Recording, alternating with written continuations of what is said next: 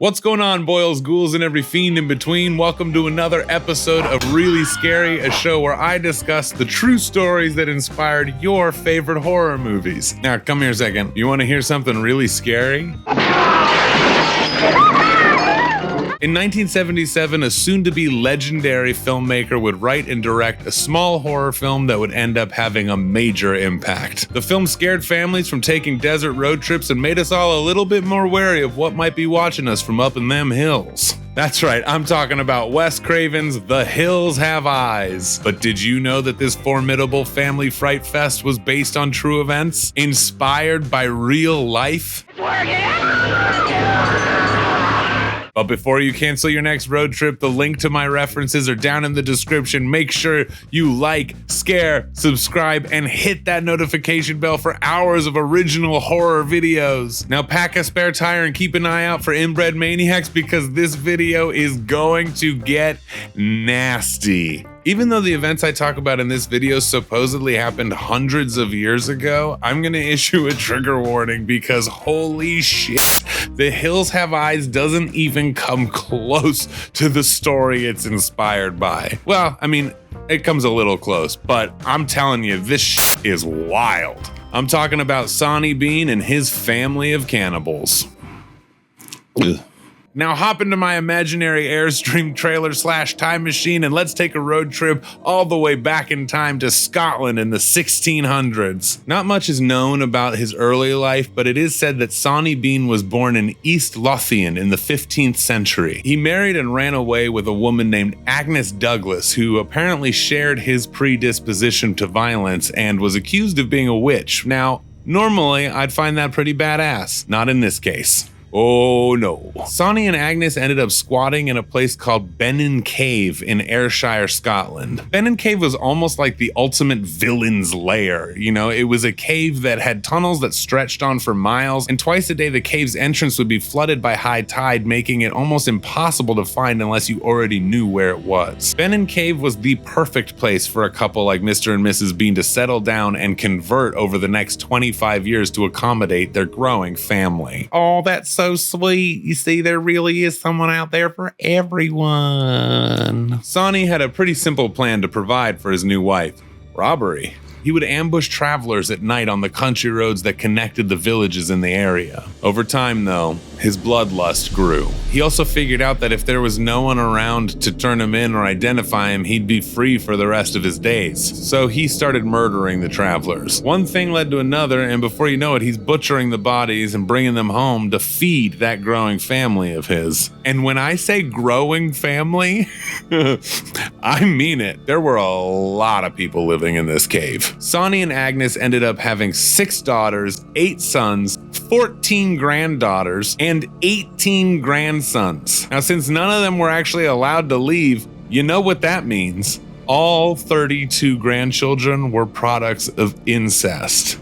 Over the decades, the Sawney men would help with the family trade. Sawney and his sons, and later his grandsons, would ambush travelers at night, brutally attacking them and killing them all on the spot. They would take the bodies back to the cave where the women would further dismember the bodies, clean the bones, salt the meat, and pickle the flesh. I don't want that pickle. I don't want that pickle. It was only a matter of time before preserved but decaying body parts started washing ashore on the surrounding beaches of the area. At a certain point, the family became so large that they were attacking multiple wagons of travelers at the same time in different parts of the area. It was almost like they had become some army of evil cannibals. Once locals started to take notice of the overwhelming amount of body parts that were washing up on shore, plus the disappearances, searches were formed to find whatever monster could be responsible. And by the way, they actually thought it was a monster or some sort of animal. There's no way they thought a human would be doing any of this. One search actually did take note of Bennin Cave, but the searchers thought that it was impossible for anyone to be able to live in there. Frustrated and desperate for justice, the villagers started to panic. They publicly hanged several innocent people, but obviously the disappearances continued. What a time to be alive, am I right?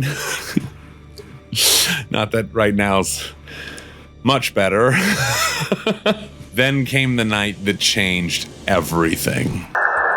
Spring is in the air, but depending on where you live, you either feel like you're in the middle of an ice age or you're stuck in the film Mad Max. I know for me, in California, it is currently 9:20 at night and 85 degrees in my apartment.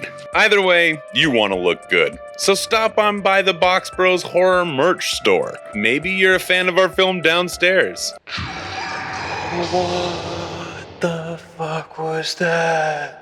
Guess what? We got you covered. Are you more of a fan of giant men in diapers? What, you're not gonna feed me because I don't like it? I'm a baby. Peas are good for me.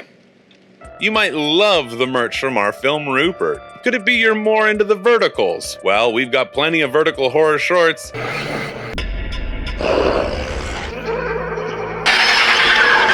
And damn right, we got you covered in the merch as well. With Box Bros Horror Merch, we literally got you covered year-round so you can survive the horrors of real life in style. Now back to this super depressing video. The Bean family attacked a man and his wife who were on their way home from a local fair. One group pulled the woman from the horse, had her stripped and disemboweled before the other group had a chance to pull the man from his horse. Now, realizing his fate, he fought desperately to escape. The man rode into and over his attackers, and as he fought desperately for his life, a group of 20 or so other people who were coming home from the fair stumbled upon this scene. A fight ensued, and for the first time, the Sawney family was forced to retreat. In their haste, they left the body of the mutilated woman behind, and that was used for evidence. The survivor of the attack told the magistrate of Glasgow, and soon the news of the Bean family traveled all the way to the King of Scotland, George VI.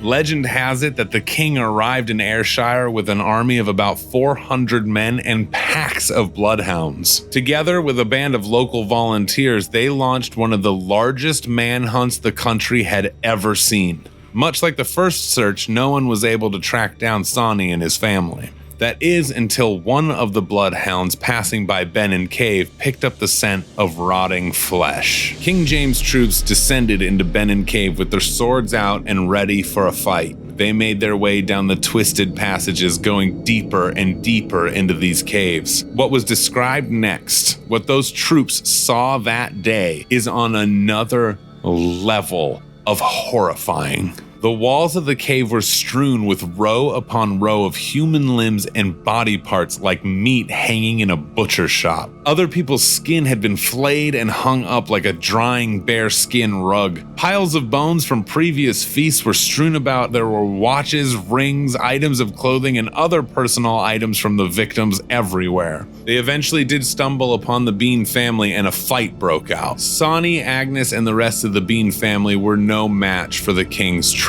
All 48 of them were arrested and marched off to Edinburgh by the king himself. Their crimes were considered so heinous that the normal justice system was completely abandoned, and the entire family, children and all, were sentenced to death. The following day, the men of the Sawney family had all of their genitalia cut off and thrown into fire while they watched. Their hands and feet were severed, and they were left to bleed to death. Sawney shouted his dying words, "It isn't over. It will never be over." Well, sorry to break it to you, Sawney, but it was over right after that. After watching all the men die, Agnes, the rest of the women, and the children were tied to wooden stakes and burned alive. Ooh. Probably didn't smell too good. Now, full disclosure, there is some debate over the validity of the Sawney Bean tale. Some say it's completely made up, while others would bet an arm and a leg that it's all true. The world may never know. But there is one thing we do know. After his directorial debut, The Last House on the Left, Wes Craven was looking to do another film, specifically something that wasn't horror. Well, we all know that's not how this business works, and a producer by the name of Peter Locke approached Wes Craven looking to finance a horror movie. Wes Craven had to come up with a story to pitch, and he had to do it quickly. Apparently, he went straight to the New York Public Library and started looking up quote-unquote terrible things. While going through the library's forensics department, Craven learned about the legend of Sawney Bean. What interested Wes Craven about the Sawney Bean legend was after Sawney Bean and his family had been arrested, they were hung, drawn, quartered, and burned alive. Craven saw the treatment of the Bean clan by supposedly civilized people as paralleling the clan's own savagery. Wes Craven had found the story that he needed. So what do you think? Do you think there's any truth to the legend?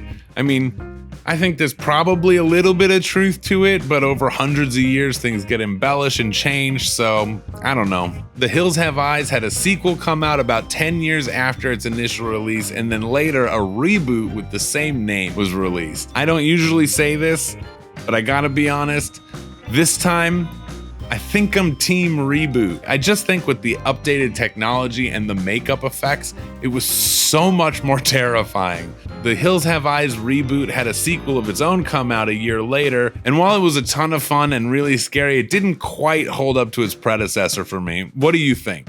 If you haven't seen The Hills Have Eyes, either the original or the reboot, I absolutely 100% recommend them. And if you're interested in another Wes Craven classic, you can check out my episode of Really Scary where I talk all about the inspiration for Scream in the description. If you are still watching, I want you to know I seriously appreciate you so much. Comment human french fry if you're not an inbred cave dwelling maniac, and comment juicy if you are. And don't forget to check out my last episode of Really Scary where I do a deep dive into the petrifying paranormal phenomenon poltergeist. Remember, these are scary times, and during scary times, scary movies can help us all face and conquer our fears. Make sure to share this video because scaring is caring, and let me know what horror movies you love that are based on true events that you'd like to see me do a deep dive in because I am obsessed. All right, everybody, I'll see you in the next video. I've got an inbred maniac over here who's in dire need of an American flagpole tracheotomy. Bye, everybody.